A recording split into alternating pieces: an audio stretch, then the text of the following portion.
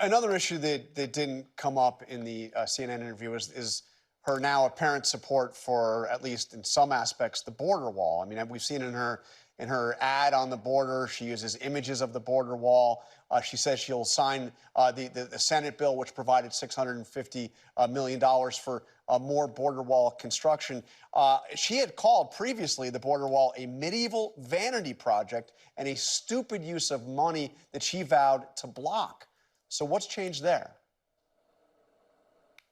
Look, this is another issue that, as it gets into the public discourse, is very misleading. Democrats in general, Kamala Harris, Joe Biden, Barack Obama, have always been supportive of building barriers and walls for certain parts of the border as part of a comprehensive border security strategy. There will not be another foot of wall constructed in my administration.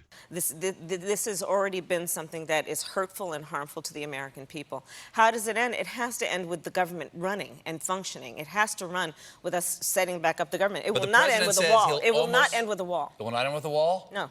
All right. Well, but wait a minute. She called the and monitoring. I mean, she called the border wall a medieval vanity project, a stupid use of money, and said that she would block funding for it. So she wasn't talking about supporting, This administration is not going to sign any of them because we have a president of the United States who has created a fiction about a crisis at the border, and he has held up the United States government and its workers around his vanity project called a wall. We need a change. We cannot continue to have an administration and a president of the United States who puts his vanity projects ahead of the needs of the people of our country. And let me just be more clear about that. I've been to the border. I prosecuted transnational criminal organizations. The idea that he is trying to say that we have people that are trying to invade our country to commit mass crime is a crisis of his own making. You talk with the people who take an oath to protect our border, and they will tell you the trafficking that is happening of drugs and guns coming into our country, it's happening at ports of entry. We don't need a multi-billion-dollar wall. That wall ain't gonna stop them. We need resources at our ports of entry. And of course, we need to have border security. But this is a crisis of his own making because it was a campaign pledge that took heat and propelled him to victory. And he feels the need to keep reciting what is a lie.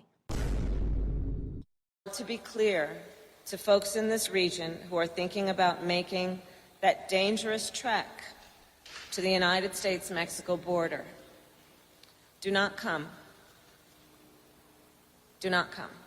I'm going to come. And let me be clear. After decades in law enforcement, I know the importance of safety and security, especially at our border. Last year, Joe and I brought together Democrats and conservative Republicans to write the strongest border bill in decades. The Border Patrol endorsed it. But Donald Trump believes a border deal would hurt his campaign. So he ordered his allies in Congress to kill the deal.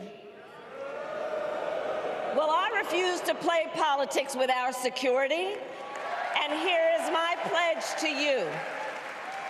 As president, I will bring back the bipartisan border security bill that he killed, and I will sign it into law. This administration is not going to sign any of them because we have a president of the United States who has created a fiction about a crisis at the border. That wall ain't going to stop them. What a pile of shit.